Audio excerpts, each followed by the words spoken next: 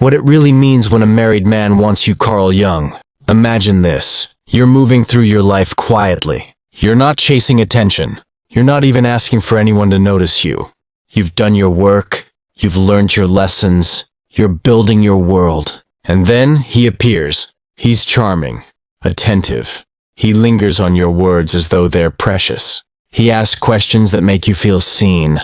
He notices things others overlook. For a moment, it feels like you've stumbled into the plot of a story. You didn't know you were writing, but there's a catch. He's already married, or he has a girlfriend, or a long-term partner. There is a life somewhere else that he returns to at night. Vows he's made, a home he's built, perhaps even children who call him Dad. You didn't invite this. You didn't sign up to be the complication in someone else's story. And yet here you are, pulled into the gravity of his presence, a force you don't entirely understand but can feel in your bones. This moment, this beginning, is not just about romance, and it's not even just about you. It's about something larger, something beneath the surface of both of you. Carl Jung wrote extensively about the unconscious, the parts of ourselves we bury or ignore but which still act through us. When a man in a committed relationship reaches for someone outside of that commitment, Jung would argue it is rarely about mere lust. It is a symptom, a signal, a movement of his unconscious trying to resolve something within him. Think of it this way. The masculine and feminine energies live in everyone, regardless of gender. Jung called a man's inner feminine the anima, the soul image, the intuitive, feeling, mysterious counterpart to his outward rational self.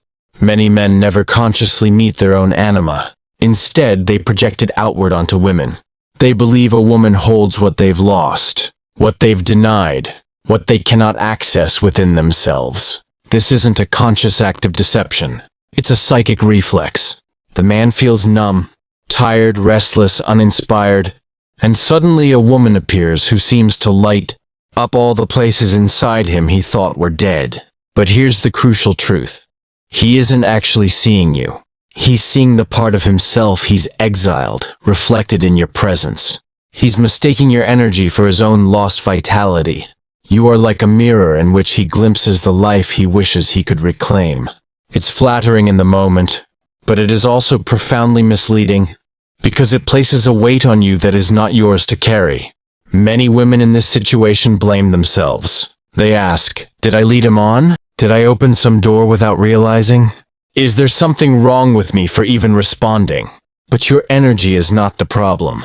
Attraction happens. Chemistry happens. Being magnetic is not a crime. The deeper issue is that he is attempting to use your light as a substitute for his own unclaimed wholeness. A man who is whole, who is aligned with himself and the commitments he has made, will still feel attraction. He will notice people. He may even feel pulled towards someone new. But he will also contain that energy. He will respect it. He will choose not to act on it, because he understands that acting would harm not only others but also himself. Such a man honors his vows, not as a cage but as a conscious practice of integrity. When a man crosses that line, when he reaches for you despite being committed, it doesn't automatically mean you're special or not special. It means he is divided inside himself. He's living on the surface but ruled by shadows at night. He smiles for the world while carrying a gnawing absence within. Jung warned us about this split, about the danger of living unconsciously, of letting the shadow direct our actions without ever facing it. If you've ever been caught in this kind of triangle, you know how confusing it is. You tell yourself, he must really feel something or he wouldn't risk his marriage. He must be unhappy at home. He must see something in me that no one else does. This is the story your heart tells itself to soften the chaos. But the deeper truth is harder. A man can crave connection without being ready for it. He can pursue depth while still living shallow. He can long for your light but still live in a room full of closed doors.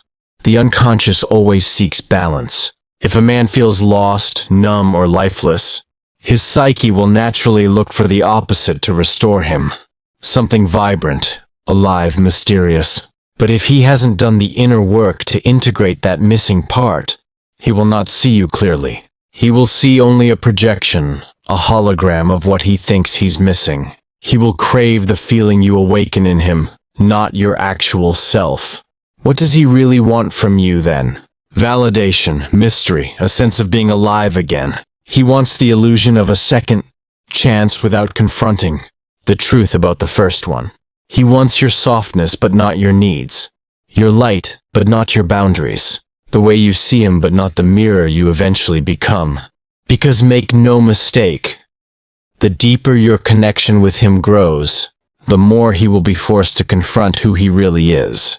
And unless he's ready for that confrontation, he will either pull away or destroy something. Perhaps you, perhaps himself, perhaps both. You were not born to be anyone's emotional rehab center. You were not created to carry what another person refuses to hold. When he whispers, "I've never felt this before," you're different. She doesn't understand me like you do. Understand that these are not necessarily lies, but neither are they full truths. They are projections, echoes of his own broken self longing to escape responsibility and feel good again. But what happens when the high wears off? When you begin to want more, when you ask, "Where is this going? What am I to you?" That's when the distance begins. That's when the story fractures. Because for him, this wasn't about building something solid. It was about escaping something difficult. Carl Jung reminds us, anything that begins in the shadow must be brought to the light or it will destroy both the seeker and the source. No, it's not your fault. But yes, you have a choice. You can step back. You can ask the deeper questions. Why did I let this get this far? What in me responded to something that I knew wasn't aligned? Because as much as he is projecting onto you, you may also be projecting onto him. Maybe you believed he saw the real you. Maybe you thought you were finally being chosen. Maybe you felt for once like you mattered. And that's where it becomes painful. Because perhaps it's not the man you wanted, it's the feeling you thought he could give you, the moment, the reflection, the idea that you were worth chasing. But hear this clearly. You do not need someone else's chaos to prove your value. You do not need to be desired in secrecy to know you are enough in the open. You do not need stolen moments to feel wanted. Your worth was never meant to live in the margins of someone else's life. You are not a detour. You are not a pause. You are not a thrill in the middle of someone else's confusion. You are a mirror. Yes, a soul whose presence can awaken things in others. But you are not responsible for what they do with that awakening. Until you make the unconscious conscious, Jung said. It will direct your life and you will call it fate. So let him deal with his fate. Let him face his mirror. And let yourself rise, free from the weight of what was never yours to carry. This is the threshold. This moment of clarity where you begin to turn inward. Where you stop asking why he did what he did, and start asking what you need, what you deserve, what patterns in you are ready to be released. Because once you begin that inward turn, the power shifts back to you. The question is no longer, why does he want me? But why did I allow myself to linger here? And how can I honor myself now? When you begin to turn inward, the focus shifts. The story is no longer about the married man, his promises, or the secret thrill of being wanted. The story becomes about you, your hunger, your shadow, your unmet needs. Jung taught that the unconscious will bring to us, over and over, the lessons we have not yet integrated. It is never a punishment. It is a mirror, an invitation to wholeness. So the real question becomes, what is this situation showing you about yourself? What wound is being touched? What desire have you ignored so long that it showed up in this unexpected form? Sometimes being pulled towards someone unavailable isn't about desire at all. It's about your own unavailability. It's about the part of you that feels safer in the shadows. Safer being wanted but not fully claimed. Safer in a half relationship than risking the pain of a full one. Look at your own history. Have you been the caretaker? The peacemaker? The one who overgives? Who tries to earn love by being indispensable? Have you been taught, directly or indirectly, that your needs are too much? That your boundaries make you unlovable? That you should be grateful for scraps? These early imprints don't disappear. They become patterns, and patterns become magnets. Without realizing it, you may feel drawn to situations that replicate your earliest emotional landscape. Not because they're good for you, but because they're familiar. Jung described this as the shadow, the parts of ourselves we repress or deny because they seem unacceptable. Needs, anger, sexual energy, longing, even ambition can all be exiled to the shadow. But exiled parts don't die. They operate underground. They find ways to express themselves sideways. When you've denied your need for passion, for example, it may erupt in the form of a forbidden attraction. When you've denied your own anger, it may show up as a relationship with someone who constantly triggers you. When you've denied your right to be chosen, you may accept being hidden. If this resonates, let yourself feel the grief beneath it. The grief of realizing you've settled for less than you deserve. The grief of watching yourself repeat a pattern you thought you'd outgrown. The grief of being visible but not fully seen. Grief is not weakness.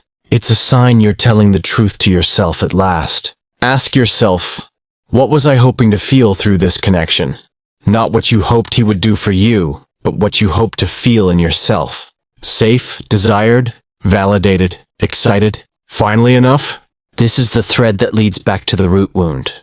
When you find that root, you begin to reclaim your power, because you can meet that need yourself rather than outsourcing it to someone who can't truly give it. For example, if you wanted to feel desirable, you can begin reconnecting with your own sensuality and self-image without relying on another's gaze. If you wanted to feel safe, you can cultivate self-trust, community, and environments where you are truly secure. If you wanted to feel chosen, you can start by choosing yourself, by saying no to anything that diminishes you, even when it's tempting. There is also the matter of boundaries. Boundaries are not walls. They are the expression of your self-respect. Without them, you're like a house with no doors, vulnerable to any passerby. But boundaries don't just keep people out, they keep you in. They protect your own heart from being scattered. They let you stay whole even while being open. Ask yourself now, what boundaries do I need to establish to end this pattern? Maybe it's no longer responding to messages late at night. Maybe it's ending contact entirely. Maybe it's saying out loud, I will not be hidden. The specifics don't matter as much as the energy behind them. The quiet but firm decision that you will no longer participate in your own diminishment. Sometimes, people fear that setting boundaries will make them hard or cold, but boundaries actually make intimacy deeper, because they create a container where trust can grow. Without them, everything leaks, everything blurs, and no one feels truly safe. With them, you invite people to meet you in clarity and honesty. Another essential piece is to release the fantasy. Many of us, without realizing it, live in the fantasy of being the exception. He will leave for me. He will choose me. This time it's different. This fantasy keeps you stuck because it postpones reality. It turns your life into a waiting room. The truth is, if someone is truly available and ready, you will see it in their actions, not just their words. They will not hide you. They will not ask you to stay in the shadows. They will make space for you in the open. And even if someday the married man does leave his relationship, that still doesn't erase how you both started. It doesn't automatically heal the pattern. Often the very dynamic that began as secrecy and intensity becomes mistrust and resentment later. Because anything built on projection must eventually face reality. Releasing the fantasy is an act of courage. It means facing the loneliness you were trying to outrun. It means grieving the story you wanted to believe. But it also frees you. It opens the space where something real and healthy can enter your life. Practical steps can help anchor this process. One powerful tool is writing. Sit down with a journal and write the raw, unvarnished truth of what happened. Not the dream, not the excuses, but the facts. How you met, what was said, what you felt, what you ignored. Write until the whole story is on paper. Then read it out loud to yourself. Hearing your own words breaks the spell. It turns the fog of fantasy into the clarity of narrative. Another tool is to identify the emotional hook. What exactly about this person or situation pulls you in? Is it the forbidden nature, the intensity, the praise, the secrecy, the escape from your daily life? Naming the hook doesn't make you weak. It makes you aware. And awareness loosens the grip of compulsion. Finally, begin to replace the energy of the unavailable with the energy of self-nurturing. When you feel the urge to reach out, pause and ask, what am I needing right now? Maybe you're lonely. Maybe you're anxious. Maybe you're craving excitement. Whatever it is, find a way to give it to yourself in a healthy form. Call a friend, take a walk, dance, meditate, create. This is how you rewire your emotional patterns. It's also important to remember that attraction to unavailable partners is not a moral failure. It's a symptom. It's a compass pointing to your own unhealed terrain. Treat it as information, not as shame.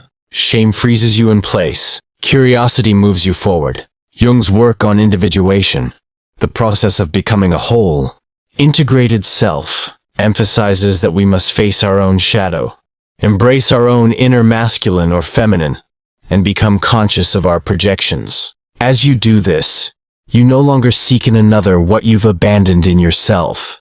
You stop projecting your inner man or woman onto partners and start relating to them as they are. This is the path to authentic love. Notice also how this shifts the dynamic of power. When you're caught in the web of an unavailable man, you feel powerless. You wait for his text. You wonder what he's thinking. You're trapped in someone else's rhythm. But when you turn inward, reclaim your needs, set boundaries, and release the fantasy, you step back into your own rhythm. You become the chooser. You become the center of your own story.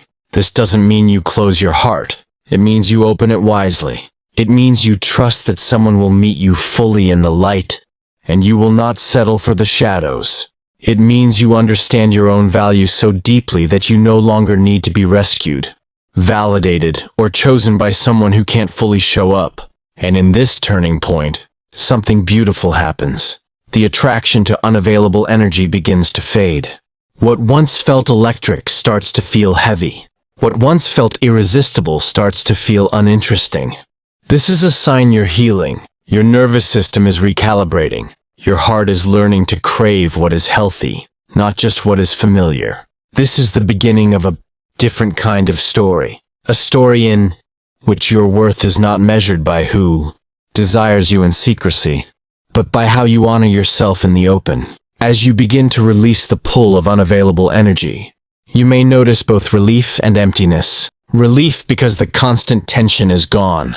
Emptiness because the high of anticipation, secrecy, and fantasy has been removed. This is a crucial stage. It's the quiet middle, ground between the old pattern and the new life you're building. Many people mistake this emptiness for loneliness, but it's actually space. Space where your true self can emerge. This is where self-reclamation begins. When Jung spoke about individuation, he meant the slow integration of all your hidden or disowned aspects. It's not just about ending one relationship. It's about becoming whole enough that your relationships mirror your wholeness rather than your wounds. This process is both practical and deeply symbolic. Start by meeting the parts of yourself you've neglected. In the same way that a man projects his anima outward, women often project their own inner masculine, the part that protects, sets boundaries, acts decisively onto partners. This is why you might feel drawn to men who seem powerful or confident. But true healing invites you to cultivate that inner masculine yourself, to become your own protector, your own decision maker, your own advocate. Ask yourself, in what areas of my life have I outsourced my power? Where have I believed I needed someone else to choose me, shield me, or define me? Bring those functions back home. You can learn to hold yourself with the same strength you admire in others. This is not about hardening. It's about becoming integrated. Similarly, reconnect with your inner feminine, the part of you that feels, intuits, creates, nurtures, and expresses sensuality without shame. When you reclaim your inner feminine and masculine together, you no longer feel a gaping hole waiting for someone else to fill it. You experience a sense of internal partnership, which then attracts external partnerships that reflect balance rather than need. This inner work is not theoretical. It shows up in small choices.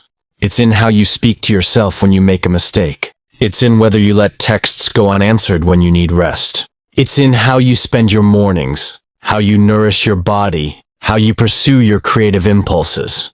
Every time you choose self-respect over self-abandonment, you rewire your nervous system to expect and accept healthy love. You may also need to grieve the loss of the story you thought you were living.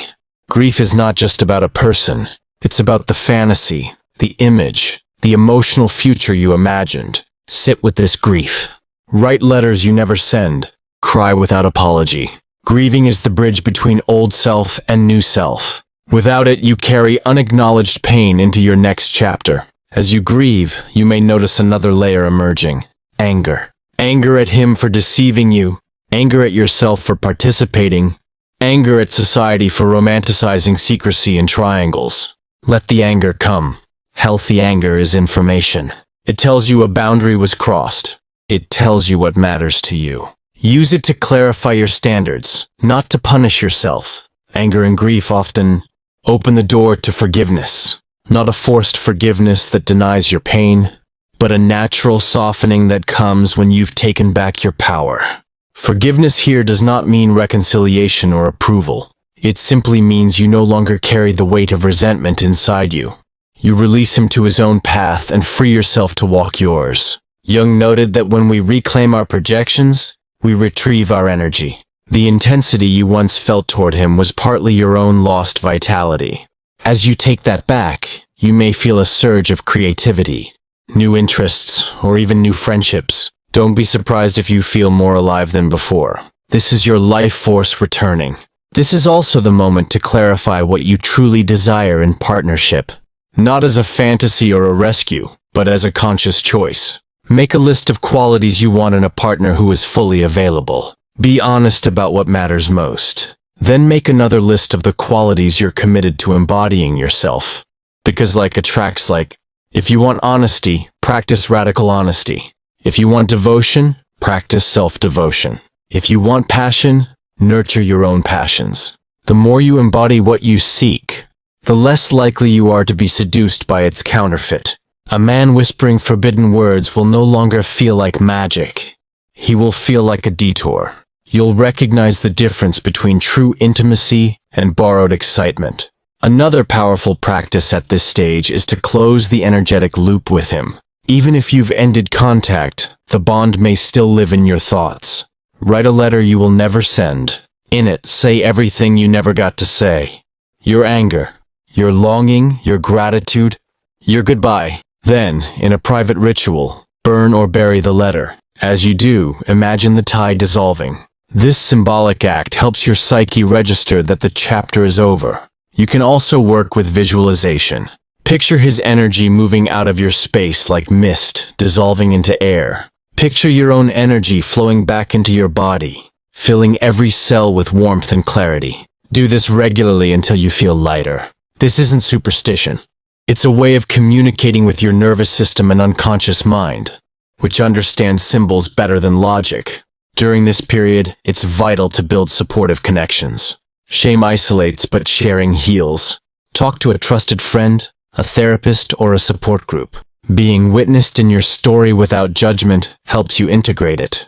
It also breaks the secrecy, which is where much of the toxicity lives. Consider also the narratives you've absorbed from culture about love, desire, and worth. Movies, songs, and social media often glamorize forbidden romance, portraying it as proof of passion or uniqueness. Begin to question these narratives. Ask yourself, what would a healthy, mutual, transparent love story look like for me? How would it feel in my body? How would it support my growth? These questions plant seeds for a new pattern. You may find it helpful to develop daily practices that ground you. Meditation, movement, creative expression, time in nature. These practices anchor you in your own energy so that you're less likely to be swept away by someone else's. They also teach your body what calm, stable connection feels like, making it easier to recognize it when it appears in human form. As you do all of this, remember that healing is not linear. Some days you'll feel strong and free. Other days you may feel nostalgic or tempted. This is normal. Patterns built over years don't dissolve overnight. But each time you choose your own wholeness, you weaken the old circuit. Over time, the new circuit becomes your default. In this stage, you're not just healing from one situation.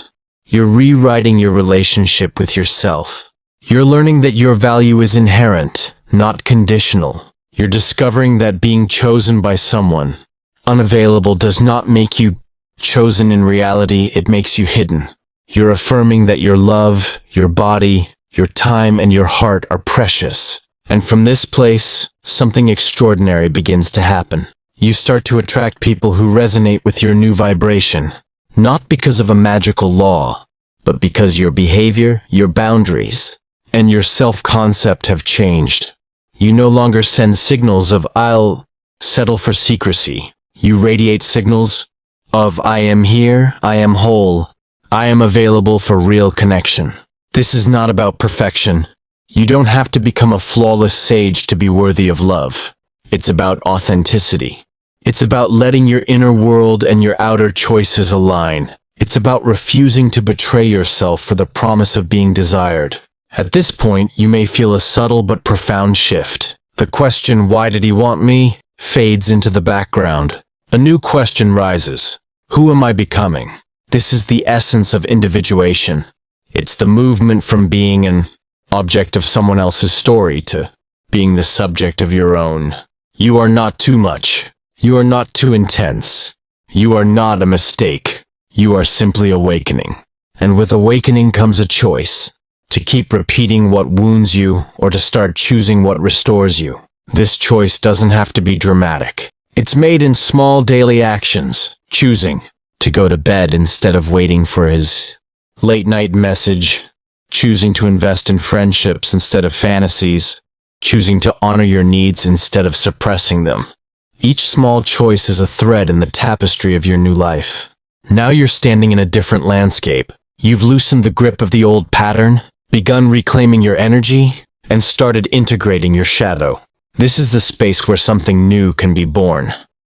Not as a rebound, not as another fantasy, but as a grounded reality. Here, you begin to shape your life, consciously instead of drifting into someone else's storm. The first step in this new space is vision.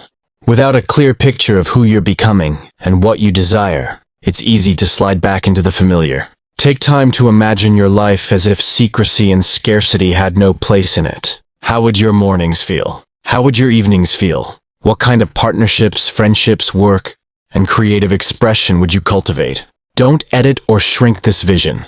Let it be honest and bold. Next, begin to live in alignment with that vision right now, even before any new partner appears. This is how you signal to yourself that you are ready. If you want a relationship built on openness, practice openness in your own communication.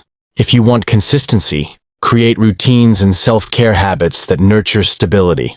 If you want passion, give yourself permission to explore and express your passions without waiting for a lover to ignite them.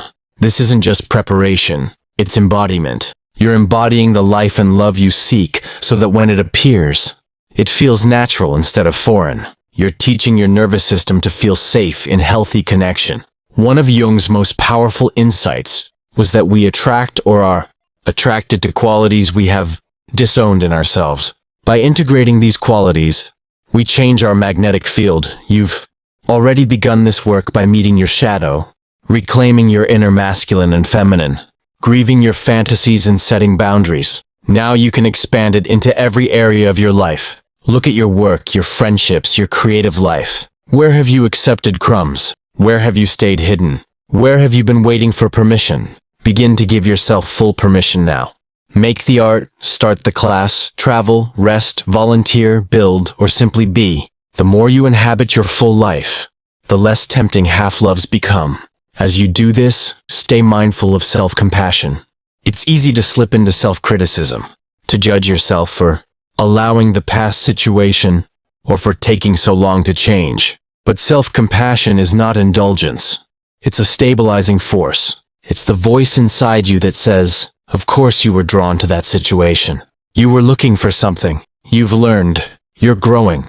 This voice heals shame, which is essential if you want to create healthy relationships. Forgive yourself for the ways you abandoned yourself. Forgive yourself for the times you believed crumbs were a meal. Forgive yourself for confusing chaos with chemistry. This forgiveness doesn't erase the past.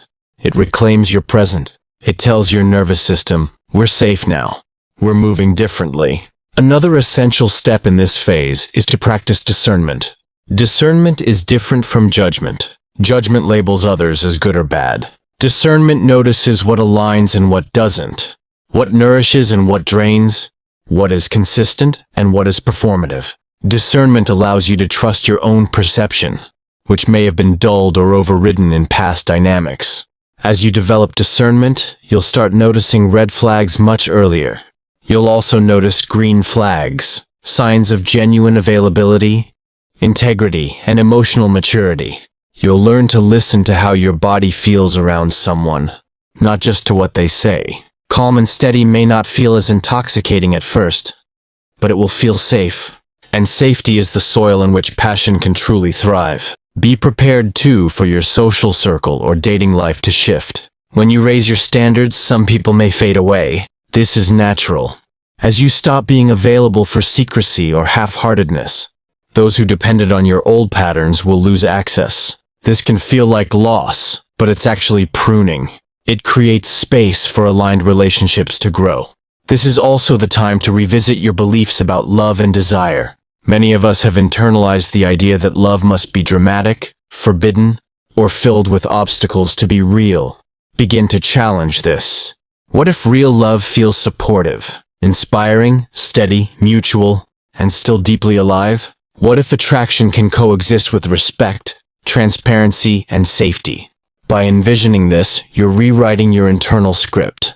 Jung believed that until we integrate the unconscious, it directs our lives and we call it fate. You've begun to integrate your unconscious. You've taken back the projections you placed on him. You've met your own inner hunger. This is how you step out of fate and into conscious choice. This doesn't mean you'll never feel attraction to someone unavailable again. But when it happens, you'll recognize it as a signal, not a destiny. You'll pause, breathe, and choose differently. That is freedom. Now, consider how you want to show up in future relationships. What values will you uphold? What agreements will you make with yourself? For example, I will only date people who are emotionally and legally single. I will not abandon my friendships or passions for romance. I will communicate my needs early. These agreements become your inner compass. Also reflect on how you want to be loved. Not just what you want to receive, but how you want to participate. Real intimacy is co-created. It's two people bringing their wholeness together, willing to transform and be transformed. As Jung said, the meeting of two personalities is like the contact of two chemical substances.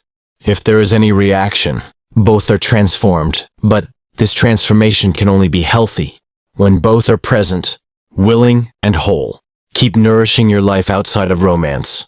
Love is not meant to replace your sense of self. It's meant to enrich it. Continue investing in friendships, family, creativity, learning, health, and spiritual practice. The richer your inner and outer life, the less likely you are to lose yourself in another person. You may find that as you do this, your intuition becomes clearer. Jung saw intuition as a form of inner knowing that arises when the unconscious and conscious communicate freely. When you're integrated, your intuition is less about anxiety or wishful thinking and more about a steady guidance system. Trust it. It will help you recognize authentic partners and opportunities. There is also a deeper invitation in all of this, to stop living your life as a reaction to being chosen or not chosen. Your worth is not up for debate. It's not contingent on who texts you back, who commits, who notices. Your worth is your birthright. The more you embody this truth, the more naturally you set boundaries, and the more naturally you attract people who respect them. This journey also affects how you see men, or partners of any gender. Instead of seeing them as saviors or threats, you start to see them as fellow humans with their own shadows, wounds, and growth edges.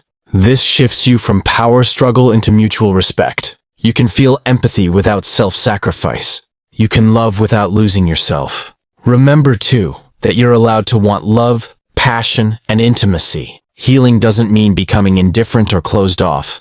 It means you become a conscious steward of your own heart. It means you know how to discern between healthy desire and self-abandonment, disguised as desire. It means you trust yourself to choose wisely and to leave when something violates your truth. And finally, give yourself credit. This path is not easy. It requires courage to look at your shadow, to admit your patterns, to grieve your fantasies, to walk away from secrecy, to stand alone rather than be hidden. But every step you've taken has brought you closer to yourself. Every layer you've peeled back has revealed more of your own strength, your own light. From here, you can step into the world differently. You can meet people eye to eye, heart to heart, without hiding. You can say yes from a place of freedom, not fear. You can say no without shame. You can stand in the sunlight of your own life, knowing that you are not a detour, not a secret, not a thrill in the margins. You are the main story, and you always have been. This is where you begin to create a future aligned with your deepest truth, a future in which your relationships mirror your wholeness, not your wounds. A future in which you are no longer defined by someone else's inability to commit, but by your own ability to honor yourself. And in this future, your love is no longer about filling someone else's emptiness or proving your own worth. It's about two whole people meeting, choosing, and creating something together in the open. It's about building not from shadows, but from light. You are not too much. You are not too intense. You are not a mistake. You are awakening. And with awakening comes freedom. The freedom to stop repeating what wounds you and to start choosing what restores you. This is the true transformation Jung pointed to. The conscious union of all parts of yourself, which becomes the foundation for conscious union with another. So let him face his mirror. Let him live his fate. And let yourself rise fully into the life that has been waiting for you all along. If these words have resonated with you, if they've stirred something awake, reminded you of your worth, or helped you see your patterns more clearly, don't let this be where your journey stops. Healing, self-discovery, and conscious relationships are ongoing practices, and you don't have to walk them alone. Subscribe now to receive new reflections, tools, and stories that support your growth. Every message is designed to help you reclaim your power, nurture your wholeness, and create the life and love you deserve. In the open, without secrecy, and on your own terms. Join our community where we are choosing clarity over confusion, self-respect over self-abandonment, and conscious love over old patterns. Click subscribe today and step further into the light of your own transformation.